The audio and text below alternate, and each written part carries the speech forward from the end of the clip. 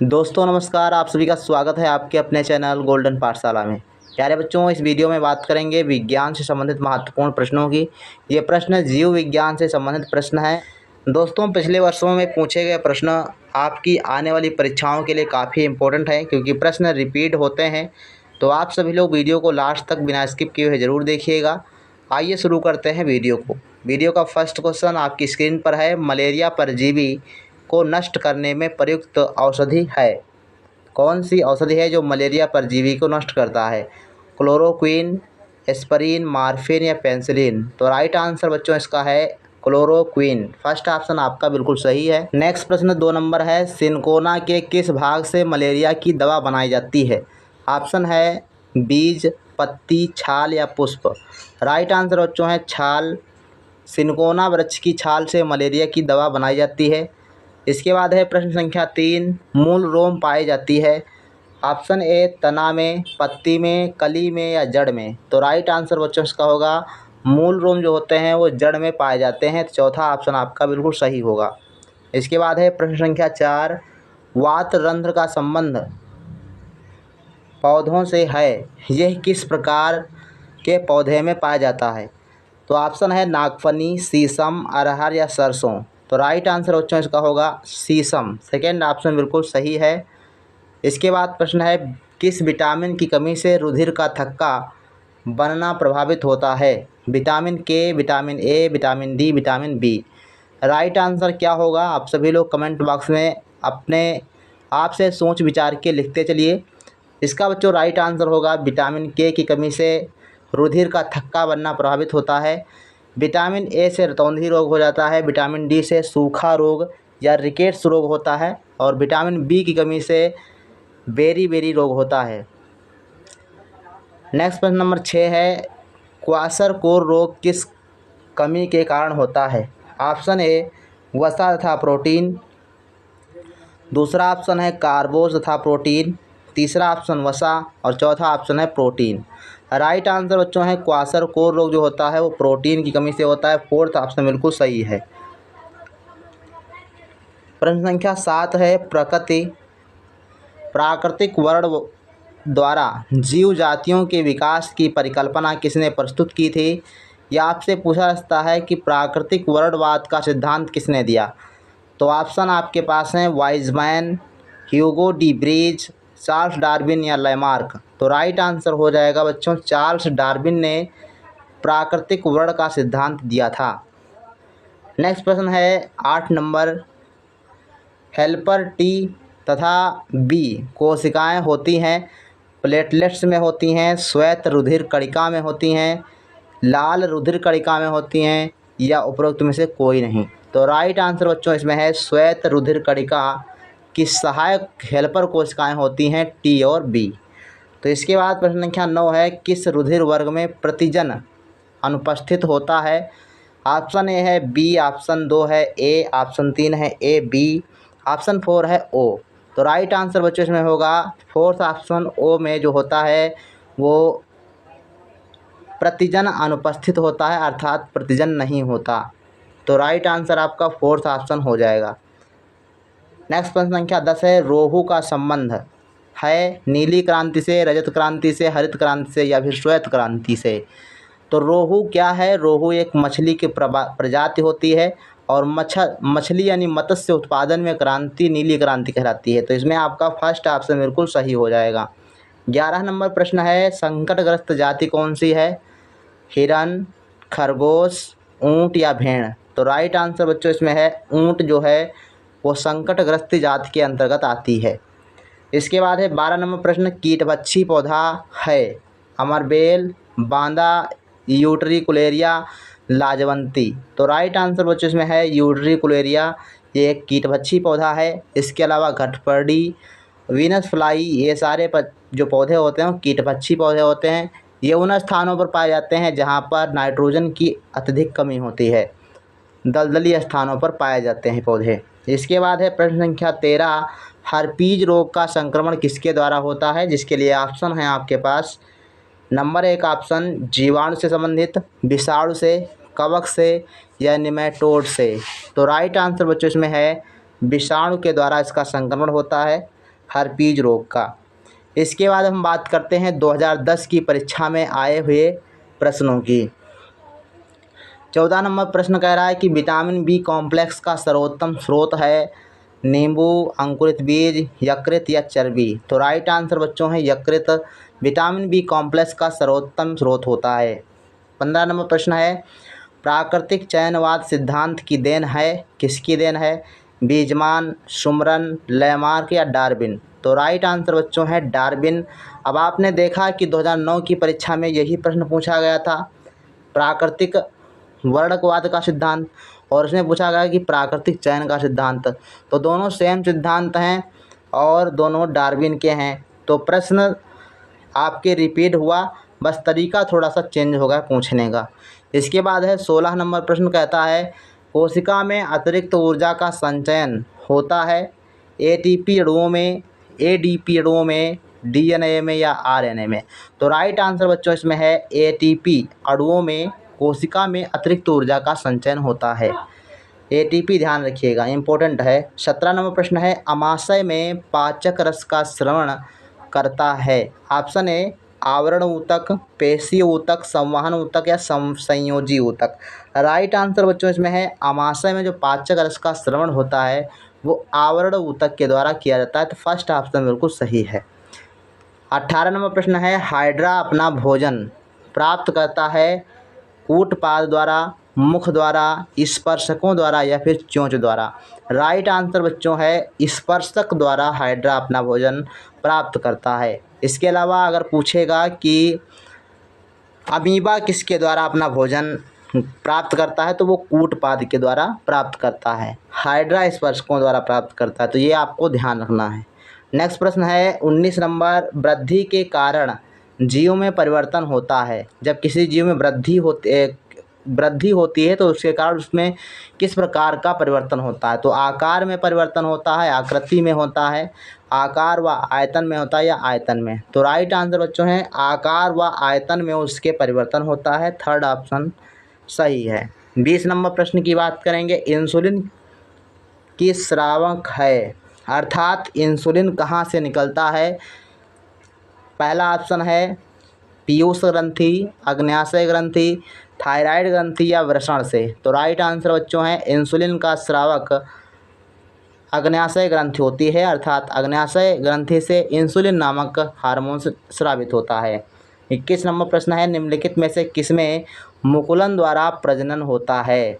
मुकुलन द्वारा किसमें प्रजनन होता है? पैरामीशियम, केचुआ, ईस्ट या राइजोपस। राइट आंसर बच्चों है ईस्ट में मुकुलन द्वारा प्रजनन होता है।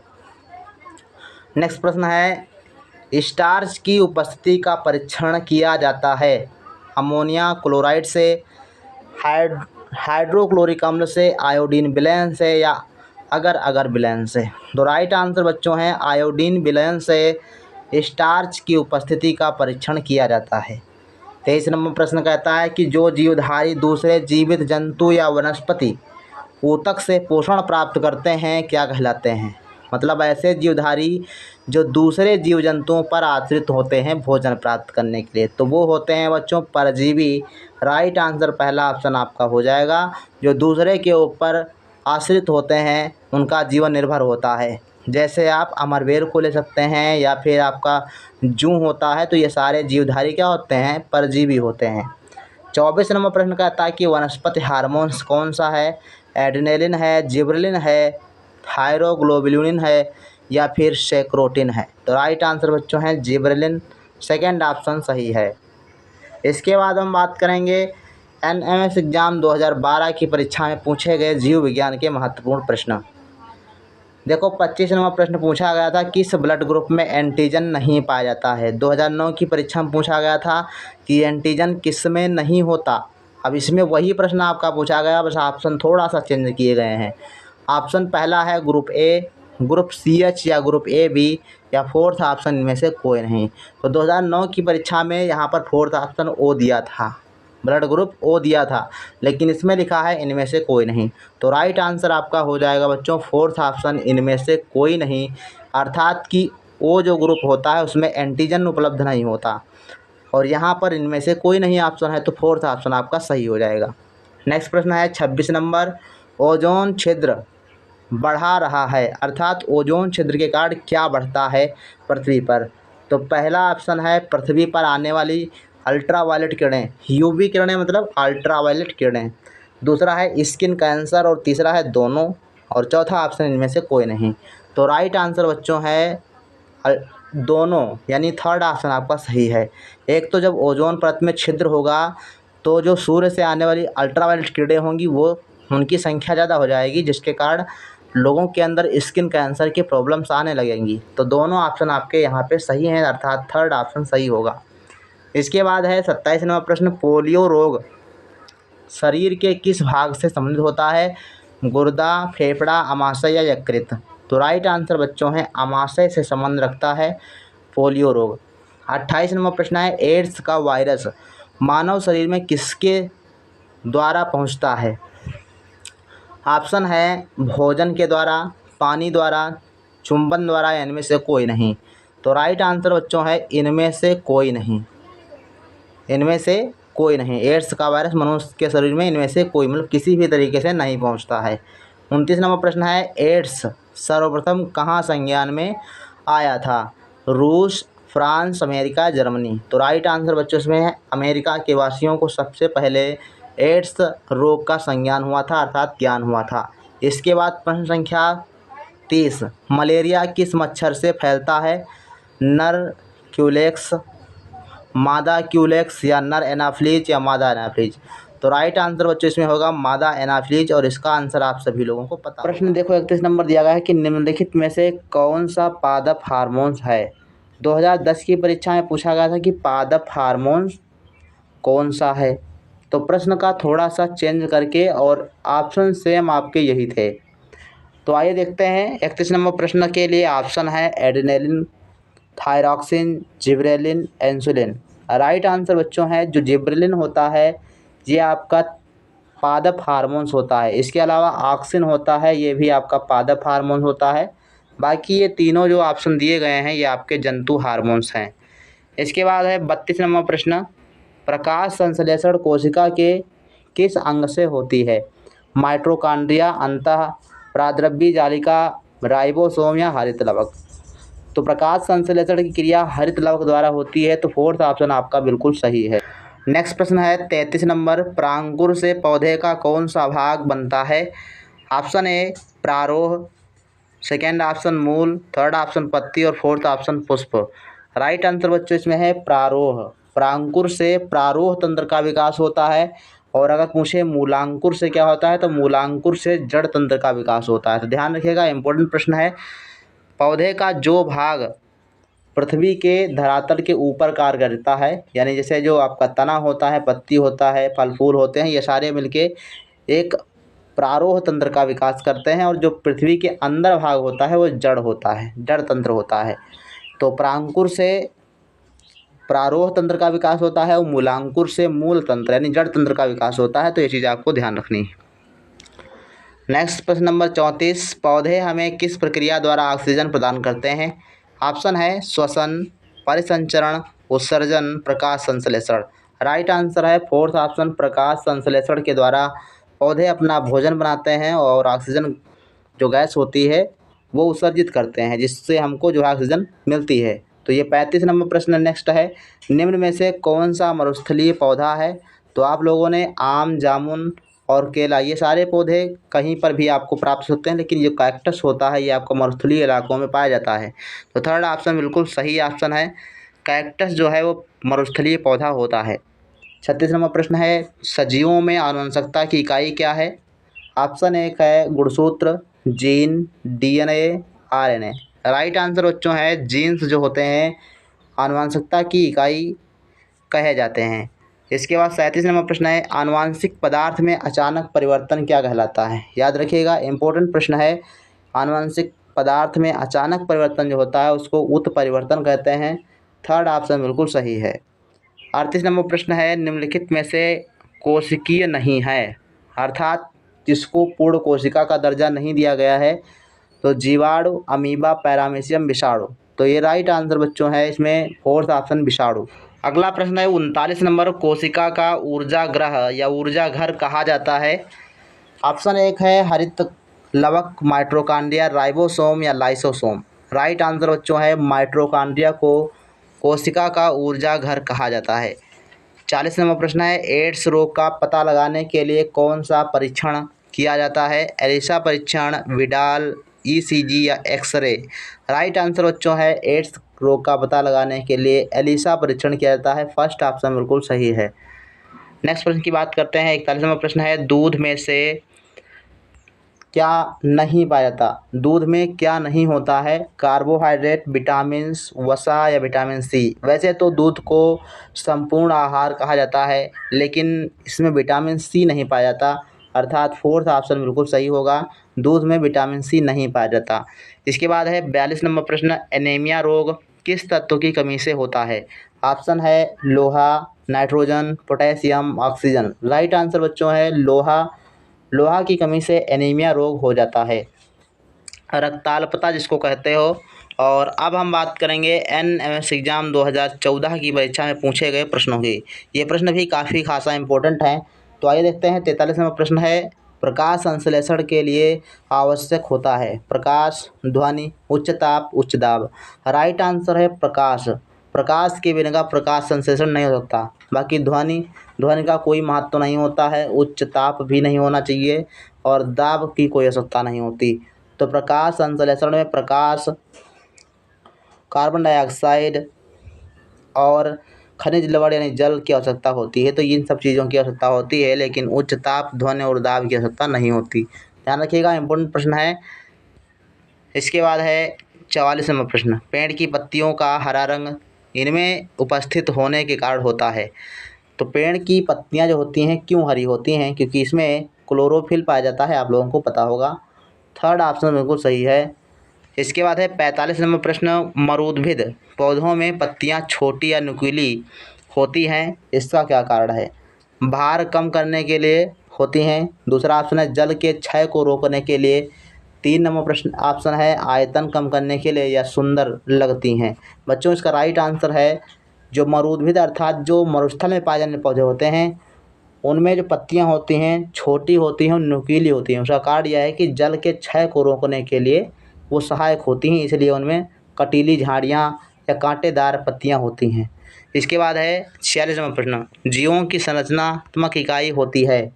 जीवों में संरचनात्मक इकाई क्या होती है। परमाणु, अणु, पेशी या कोशिका।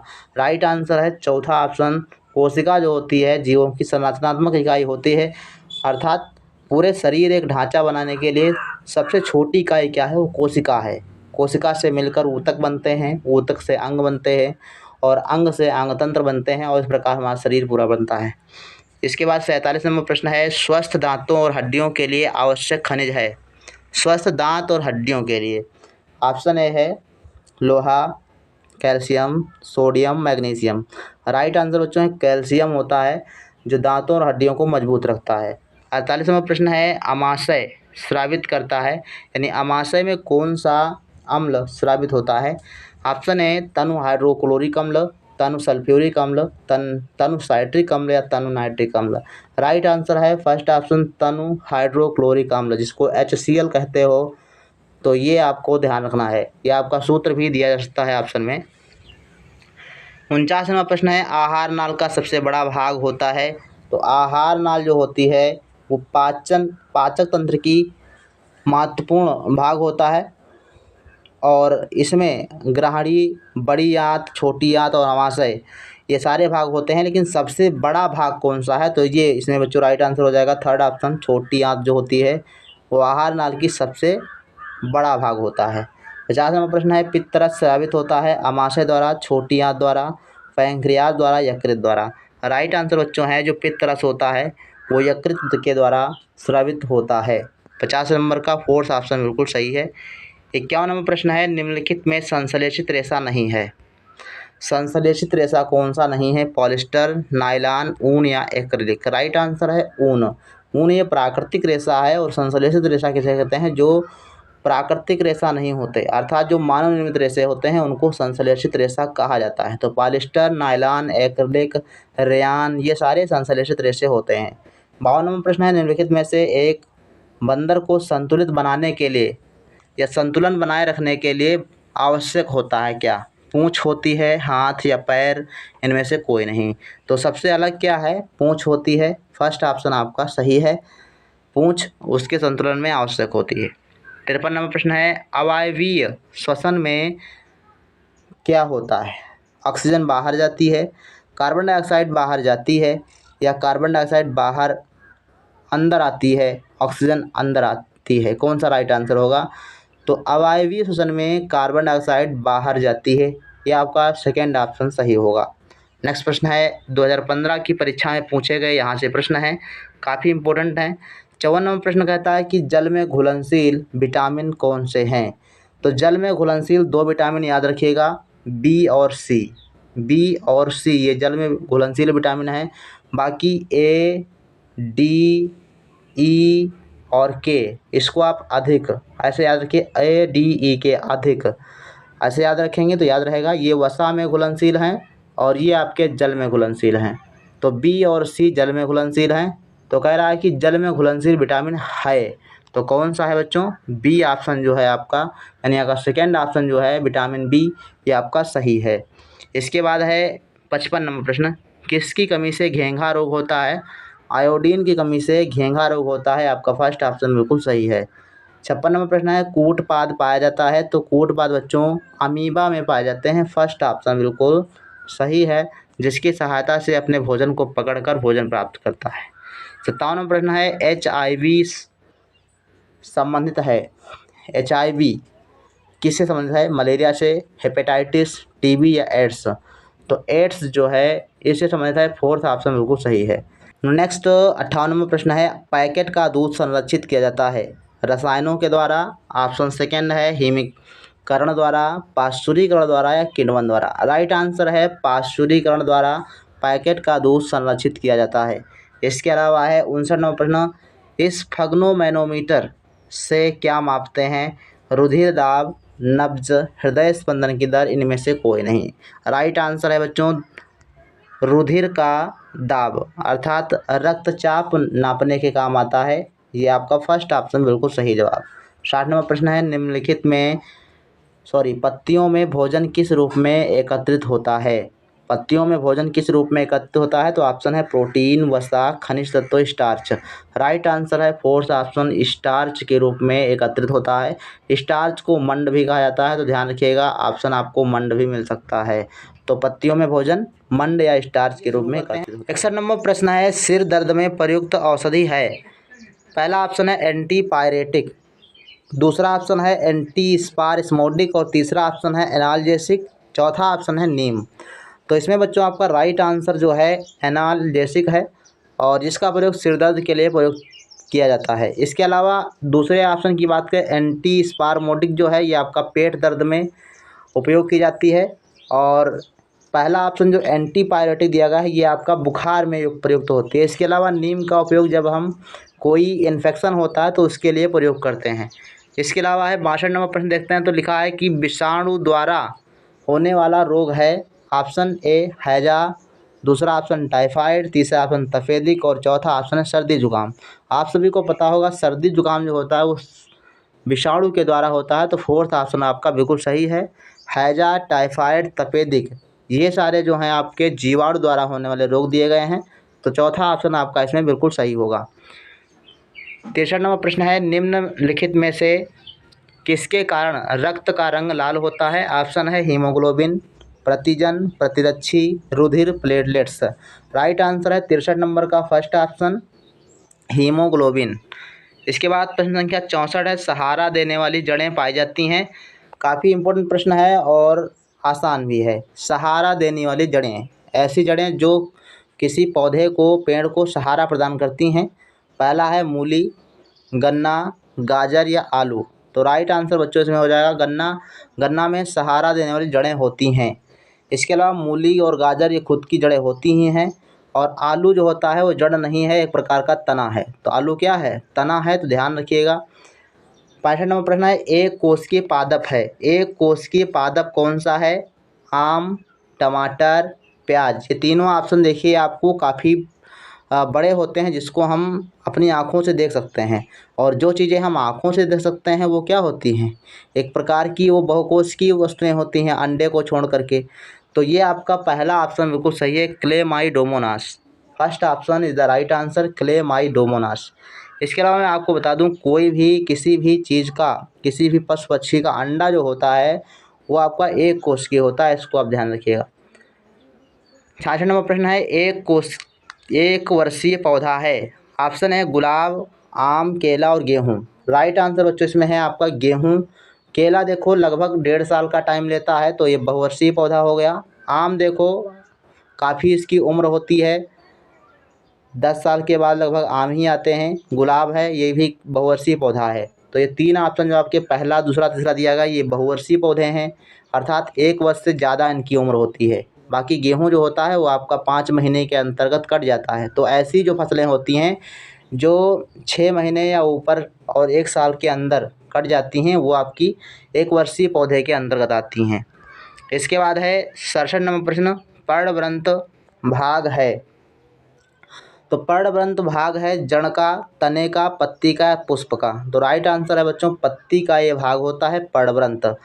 पत्ती के कई भाग होते हैं, जैसे पर्णवृंत हो गया, पर्णफलक हो गया। तो इस प्रकार से आप इनको याद कर सकते हो। 8वां नंबर प्रश्न है, रुधिर का थक्का जमने के लिए आवश्यक विटामिन हैं। रुधिर का थक्का जमने में प्रयुक्त विटामिन, विटामिन ए से एनीमिया रोग हो जाता है, ध्यान रखिएगा। विटामिन बी कमी से बेरी होता है। विटामिन सी की कमी से स्कर्वी रोग होता है। और विटामिन के की कमी से रुधिर का थक्का बनने में दिक्कत होती है। तो ये आपका 4th ऑप्शन सही है, रुधिर का थक्का जमने के लिए आवश्यक होता है विटामिन के। इसके बाद है 69 नंबर प्रश्न, ऑक्सिन है जंतु हार्मोन्स, उत्सर्जी पदार्थ, पादप हार्मोन्स या औषधि। तो ऑक्सिन हमने इससे पहले के वीडियो में आपको बताया था, ऑक्सिन होता है वो आपका पादप हार्मोन्स होता है। ये आपका 3rd ऑप्शन बिल्कुल सही है। इसके अलावा जिब्रेलिन होता है जो पादप हार्मोन होता है। 70 नंबर प्रश्न है, निम्नलिखित में से कौन आहार श्रृंखला का निर्माण करते हैं? आहार श्रृंखला का मतलब होता है कि ऐसी श्रृंखला जो एक दूसरे पर निर्भर हो। जैसे कि घास जो होता है, तो घास और इसके बाद गेहूँ, इसके बाद आम। तो घास जो है, घास को आम, गेहूँ नहीं खाएगा, गेहूँ को आम भी नहीं खाएगा। ऑप्शन नंबर 2 देखो, घास को बकरी खाती है। घास को कौन खाता है? घास को बकरी खाती है, और बकरी को मानव खा जाता है। तो ये एक प्रकार का क्या है, श्रृंखला हुई, जो बकरी जो है घास पर निर्भर है और मानव बकरी पर निर्भर है। तो इस प्रकार से ये एक मानव श्रृंखला, खाद्य श्रृंखला बनी। लेकिन 3rd ऑप्शन और 4th ऑप्शन ये श्रृंखला नहीं बन रही है, क्योंकि बकरी को गाय नहीं खाएगी और गाय को हाथी नहीं खाएगा, तो ये श्रृंखला आपकी नहीं बन पाएगी। इसके अलावा घास मछली तो खाती है, लेकिन मछली को बकरी नहीं खाएगी, तो ये भी आपकी श्रृंखला नहीं बन पाएगी। तो आपका 2nd ऑप्शन बिल्कुल सही है। इस प्रकार से अगर प्रश्न पूछा जाता है तो आप ऐसे बना सकते हो। पित्तरस का निर्माण कहाँ होता है या कौन करता है? तो पित्ताशय, यकृत, अग्न्याशय और अमाशय। तो पित्तरस का निर्माण बच्चों यकृत में होता है, और 2nd ऑप्शन आपका बिल्कुल सही है। इसके बाद है प्रश्न संख्या 72, तंबाकू में पाए जाने वाला उत्तेजक पदार्थ कौन सा है? Caffeine, morphine, nicotine, LSD। Right answer है निकोटीन। जो होता है वो तंबाकू में पाया जाने वाला उत्तेजक पदार्थ होता है। 73 नंबर प्रश्न है, फुफ्फुस सिरा खुलती है।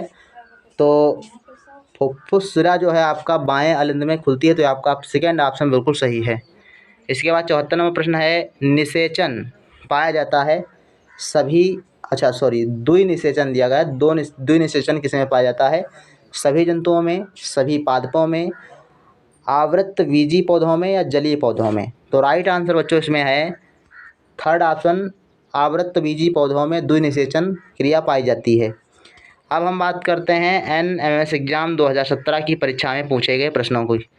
तो 75वां प्रश्न है, जड़ों का विकास होता है। इसके पहले वाले वीडियो में काफ़ी अच्छे से हमने समझाया हुआ है कि जड़ों से मूलांकुर का विकास होता है। ठीक, जड़ों का विकास मूलांकुर से होता है, और प्रांकुर से तने का विकास होता है, या पृथ्वी के ऊपर जो कार्य करता है उसका विकास होता है। तो ये आपका ध्यान रखिएगा, जड़ों का विकास मूलांकुर से और परांकुर से तने का विकास होता है। तो 75 नंबर का राइट आंसर सेकेंड ऑप्शन हो जाएगा।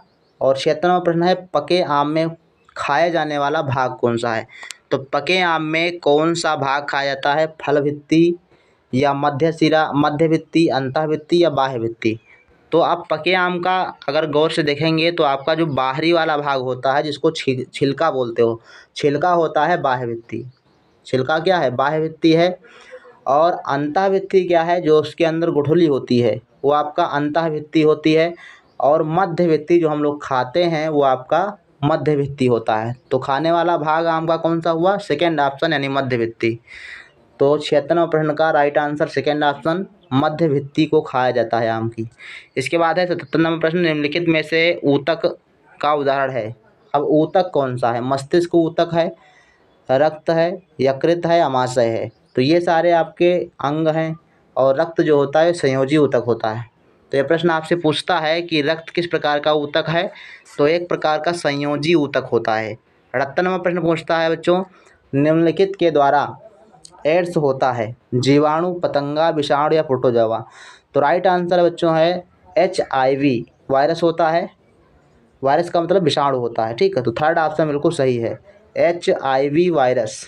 ये आपको ध्यान रखना, HIV वायरस होता है जिसके कारण एड्स नामक रोग होता है। तो थर्ड ऑप्शन बिल्कुल सही है। 79वां प्रश्न है, निम्नलिखित में से पाचक एंजाइम नहीं है। पाचक एंजाइम नहीं है, ऐसा एंजाइम जो पाचन क्रिया में सहायता करता है। जैसे पेप्सिन हो गया आपका, सही है, ये पाचक एंजाइम है। रेनिन है, ये भी आपका है। और एमलेप्सिन, ये भी आपका पाचक एंजाइम है। रही बात इंसुलिन की, तो इंसुलिन एक प्रकार का हार्मोन्स होती है। थर्ड ऑप्शन आपका सही है। तो थर्ड ऑप्शन क्या है? ये पाचक एंजाइम नहीं है। बाकी ये 3 ऑप्शन हैं आपके, तो आपका सही कौन सा हुआ? थर्ड ऑप्शन, यानी इंसुलिन जो है वो क्या है? इंसुलिन एक प्रकार का हार्मोन्स है। इसके बाद 80वां प्रश्न है, निम्नलिखित में से सर्वग्राही रक्त समूह कौन सा है? सर्वग्राही रक्त समूह ए है, बी वर्ग है, AB वर्ग है या O वर्ग है? तो राइट आंसर बच्चों इसमें है आपका थर्ड ऑप्शन, AB जो होता है वो सर्वग्राही होता है, अर्थात किसी भी ग्रुप का खून वो ले सकता है, तो सर्वग्राही हो गया। और O जो होता है ये आपका सर्वदाता होता है, अर्थात सबको दे सकता है। तो ये चीज़ें आपको ध्यान रखनी है। सर्वदाता ग्रुप कौन सा होता है? O। और सर्वग्राही AB होता है। 81वां प्रश्न कहता है कि पेट दर्द में प्रयोग करने वाली औषधि है। इसमें हमने आपको पहले प्रश्न में ही इसका आंसर बता दिया था। तो राइट आंसर आपका क्या हो जाएगा? एंटी स्पास्मोडिक, ठीक है। तो ये आपका थर्ड ऑप्शन बिल्कुल सही है। इसके बाद है 82वां प्रश्न, पल्मोनरी सिरा खुलती है। तो पल्मोनरी सिरा खुलती है बाएं अलिंद में, ये आपका सेकेंड ऑप्शन सही हो जाएगा। इसके बाद है 83वां प्रश्न, रुधिर का थक्का जमाने में सहायक है। रुधिर का थक्का जमाने में सहायक है लाल रक्तकण, श्वेत रक्तकण, प्लाज्मा या प्लेटलेट्स? जो रुधिर का थक्का होता है वो प्लेटलेट्स के द्वारा जमाने में सहायक, प्लेटलेट्स जो होती हैं वो रक्त का थक्का जमाने में सहायता करती हैं। तो आपका फोर्थ ऑप्शन बिल्कुल सही है। 84वां प्रश्न कहता है कि प्रत्येक जबड़ों में कृंतक दांतों की संख्या कितनी होती है? दांत चार प्रकार के दांत पाए जाते हैं, जिसमें कृंतक दांतों की संख्या कितनी होती है एक जबड़े में? तो एक जबड़े में बच्चों 4 दांत होते हैं, 2 दाएं होते हैं और 2 बाएं होते हैं। इसके अलावा अगर एक जबड़े की बात करें तो 4 और दोनों जबड़ों की बात करें तो 8 दांत पाए जाते हैं, ठीक है। 4 नीचे 4 ऊपर। तो ये ध्यान रखिएगा, कृंतक दांतों की संख्या 4 होती है एक जबड़े में। 85वां प्रश्न कहता है क्लोरेलिन नामक दवा बनाई जाती है फफूंद से, जीवाणु से, शैवाल से, विषाणु से? राइट आंसर बच्चों शैवाल से बनाई जाती है क्लोरेलिन नामक दवा। 85 नंबर का थर्ड ऑप्शन बिल्कुल सही है। 86 नंबर प्रश्न है, फलों का विकास होता है परांकुर द्वारा, मूलांकुर द्वारा, अंडाशय द्वारा? उपर्युक्त में से कोई नहीं। तो राइट आंसर बच्चों इसका है अंडाशय के द्वारा फलों का विकास होता है। इसके अलावा अगर पूछेगा कि बीज का विकास किससे होता है, तो बीज का बीजांड द्वारा होता है। बीज का विकास बीजांड द्वारा और फलों का विकास अंडाशय द्वारा होता है। इसके अलावा प्रांकुर से प्रारोह तंत्र का विकास होता है और मूलांकुर से जड़ तंत्र का विकास होता है। तो ये काफ़ी इंपॉर्टेंट है, ये सारे प्रश्न आपके पूछे जा चुके हैं। नेक्स्ट सवाल नंबर 87 है, H1N1 वायरस से फैलने वाला रोग है? एड्स, स्वाइन फ्लू, मलेरिया, इनमें उपरोक्त में से कोई नहीं। तो इसमें बच्चों आपका राइट आंसर होगा स्वाइन फ्लू H1N1 नामक वायरस से फैलता है। इसके बाद है 88 नंबर प्रश्न, पत्तियों का हरा रंग निम्नलिखित में से किसके कारण होता है?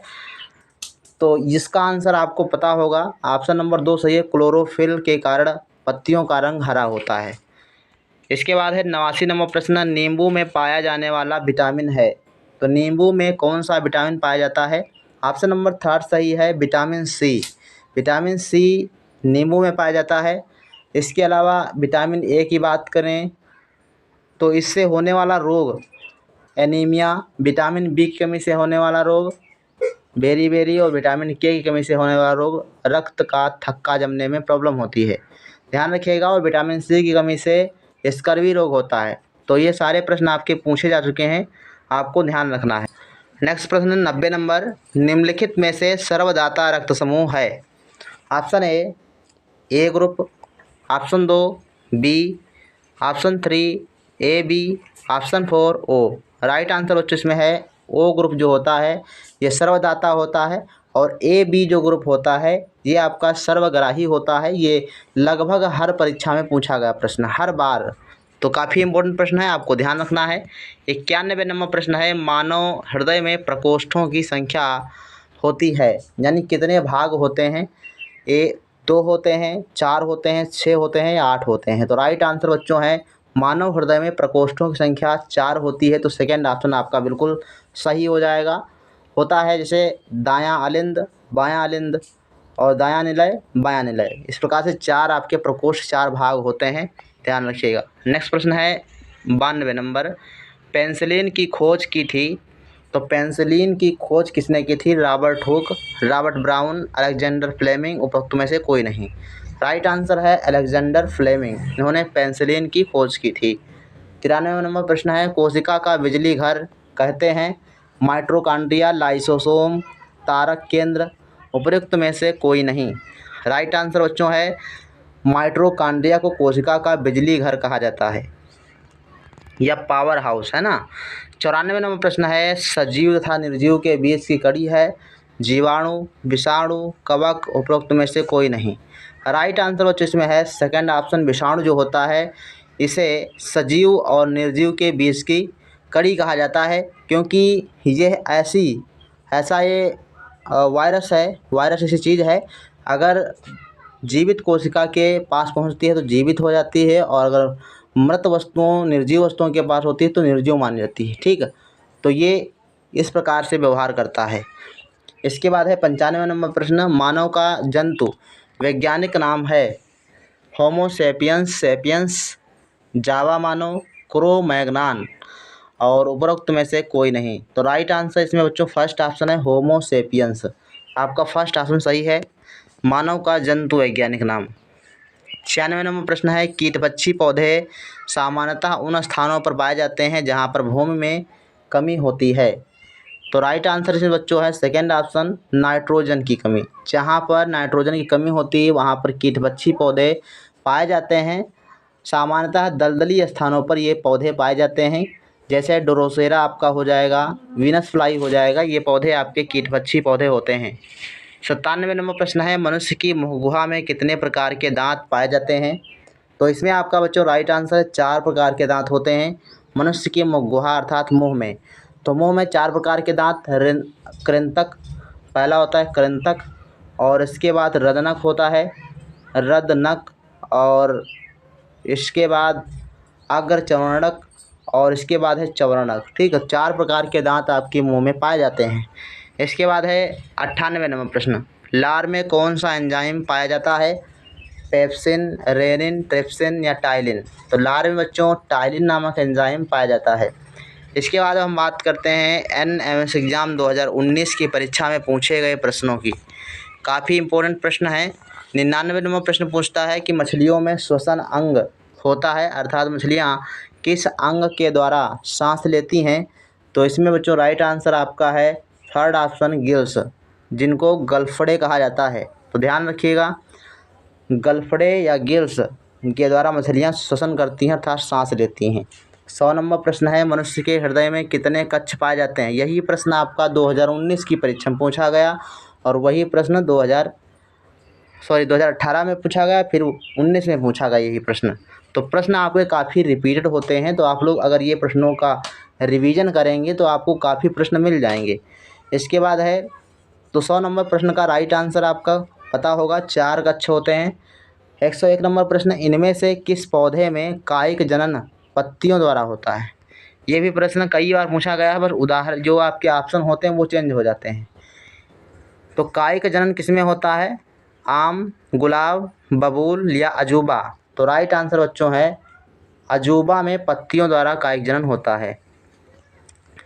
102 नंबर प्रश्न है, दलहनी पौधों की जड़ों में पाया जाने वाला सहजीवी जीवाणु होता है। तो इसमें आपका होता है बच्चों राइजोबियम। फर्स्ट ऑप्शन आपका सही है।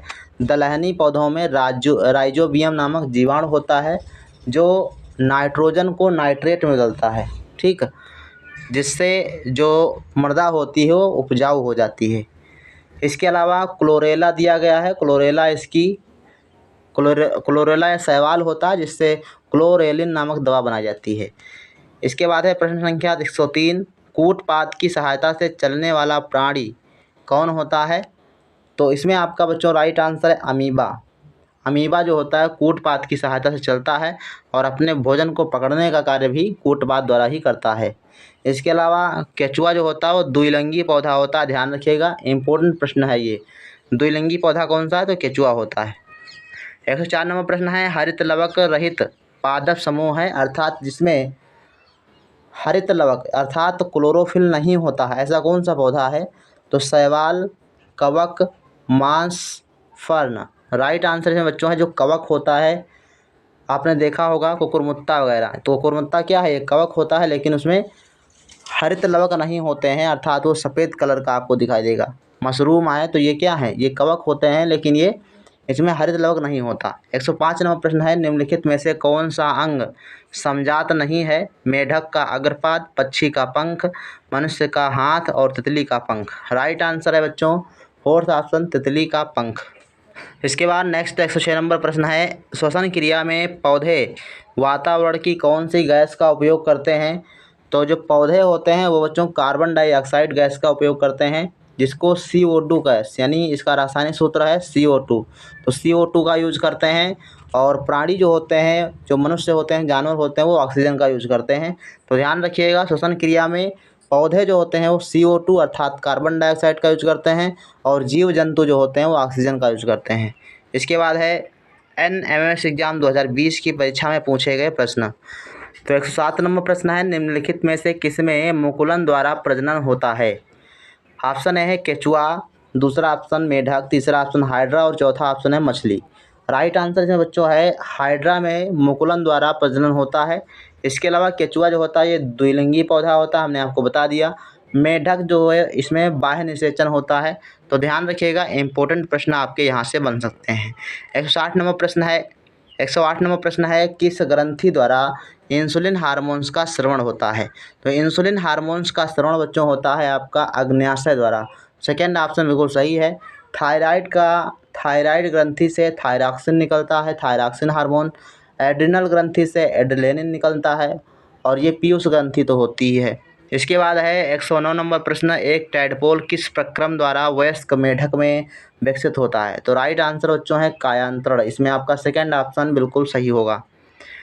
110 नंबर प्रश्न है, सबसे पहले किस स्तनधारी जंतु की क्लोनिंग की गई थी। क्लोनिंग का मतलब है उसकी हाइब्रिड प्रजाति को विकसित किया गया था।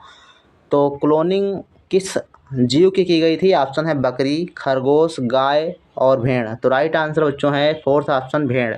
भेड़ की सबसे पहले क्लोनिंग की गई थी। 111 नंबर प्रश्न है, पत्ती का भाग नहीं है। तो पत्ती का कौन सा भाग नहीं है। पर्णफलक, मध्यशिरा, बाह्य दल, पर्णवृंत। राइट आंसर बच्चों है बाह्य दल। ये बाह्य दल जो होता है वो फूल का एक भाग होता है, अर्थात पुष्प का भाग होता है। पुष्प के भागों की बात करेंगे तो जैसे बाह्य दल आपका हो गया और पुष्पवृंत हो गया और दल हो गए, दल पुंज हो गए। इसके अलावा पुंकेसर, स्त्री केसर, ये सारे आपके पुष्प के भाग होते हैं। और पर्णफलक, मध्यशिरा, पर्णवृंत ये आपके पत्ती के भाग हैं, तो आप ध्यान रखिएगा। 112 नंबर प्रश्न है, डेंगू रोग का वाहक होता है। तो डेंगू रोग का वाहक बच्चों एडीज मच्छर होता है, और मलेरिया का जो वाहक होता है मादा एनाफिलीज होता है। ध्यान रखिएगा, मलेरिया अगर बात करेगा तो मादा एनाफिलीज, और डेंगू की बात करेगा तो एडीज मच्छर। तो 112 का राइट आंसर फर्स्ट ऑप्शन हो जाएगा। 113 नंबर प्रश्न है, खरपतवारनाशी कौन सा है। तो खरपतवारनाशी आपका थर्ड ऑप्शन 2,4-D होता है। क्या होता है 2,4-D, ऑक्सिन ये पादप हार्मोन्स होता है। इसके अलावा है 114 नंबर प्रश्न, गंगा कार्य परियोजना प्रारंभ की गई थी। 114 नंबर प्रश्न है, गंगा कार्य परियोजना प्रारंभ की गई 1981, 1985, 1972 या 1988। तो 114 नंबर प्रश्न में राइट आंसर आपका बच्चों हो जाएगा 1985, अर्थात सेकेंड ऑप्शन बिल्कुल सही जवाब होगा। 1985 में गंगा कार्य परियोजना प्रारंभ की गई थी। 115 नंबर प्रश्न है, निम्नलिखित में से कौन सा रोग विषाणु द्वारा नहीं होता है। ऑप्शन पोलियो, खसरा, एड्स या क्षय रोग। तो राइट आंसर बच्चों होगा आपका क्षय रोग जो होता है ये आपका वायरस के द्वारा अर्थात विषाणु के द्वारा नहीं होता। इसके बाद है 16 नंबर प्रश्न, निम्नलिखित में से किसमें कोशिका भित्ति पाई जाती है। कोशिका भित्ति पाई जाती है, ये किसमें पाई जाती है, अमीबा, पैरामीशियम, यूग्लिना या स्पायरोगायरा। राइट आंसर बच्चों है इसमें चौथा ऑप्शन स्पायरोगायरा में कोशिका भित्ति पाई जाती है। चेचक के टीके की खोज किसने की थी। 117 नंबर प्रश्न है, Louis Pasteur, Edward Jenner, Robert Koch, Alexander Fleming. Right answer है चेचक के टीके का जो खोज है वो एडवर्ड जेनर ने की थी, तो सेकेंड ऑप्शन बिल्कुल सही है। 118 नंबर प्रश्न है, प्राकृतिक रेशा है। तो प्राकृतिक रेशा कौन सा है, रेयान, नायलॉन। तो ये आपके तो कृत्रिम रेशे दिए गए हैं। तो इसमें आप देखेंगे तो तीसरा ऑप्शन है कपास, पॉलिस्टर। तो राइट आंसर बच्चों इसका हो जाएगा थर्ड ऑप्शन, कपास जो होता है प्राकृतिक रेशा है, बाकी रेयान आपका हो गया, नायलॉन हो गया, पॉलिस्टर हो गया, ये सारे आपके संश्लेषित रेशे हैं, या फिर हम कह सकते हैं ये कृत्रिम रेशे होते हैं। तो इस प्रकार से आप इन सवालों के जवाब दे सकते हैं। 2020 तक की परीक्षा में आए हुए सभी प्रश्नों को हमने इस प्रकार से करा दिए हैं। बाकी 2021 और 2022, 2023 इन तीनों प्रश्न पत्र को हमने अलग से पढ़ाया हुआ है, पूरा प्रश्न पत्र का PDF बना के, तो आप वहां से उसको देख सकते हैं। सारे विज्ञान के प्रश्न आपके हो गए। 2009 से लेकर 2023 तक के विज्ञान के प्रश्नों का हल हमने बता दिया। अभी आपके 2009 से लेकर 2020 तक के फिजिक्स और केमिस्ट्री अर्थात भौतिक विज्ञान और रसायन विज्ञान के प्रश्नों की आगे श्रृंखला चलेगी, आगे वीडियो उपलब्ध कराए जाएंगे। तो आप सभी लोग हमारे चैनल के माध्यम से जुड़े रहें और डेली वीडियो आप लोग ज़रूर देखिएगा, अपने दोस्तों के साथ ज़रूर शेयर करें। मिलते हैं नेक्स्ट वीडियो में, तब तक के लिए धन्यवाद।